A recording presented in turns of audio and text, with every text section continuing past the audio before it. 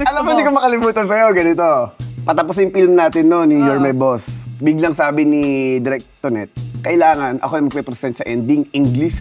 Sabi ko, Direk, huwag na, tatagal tayo dyan. Hindi ko talaga kaya yan. Maniwala ka, hindi tayo matatapos. Sabi ni Direk Tonet, sabi ni Inang, kailangan mo doon talaga ko. Ganun na, sige. Kinuha ko yung script, pinasulat ko. Tapos dinikit kong Alam ganun. ba sino nagsulat? Ikaw! Ikaw! Tapos, meron pag, di ba, dahil di ba, sige na nga, ano Sabi na ko, ako na magsusulat.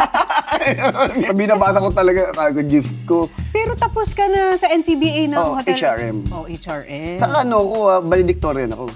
Hindi, joke lang yun. Hindi, joke lang yun.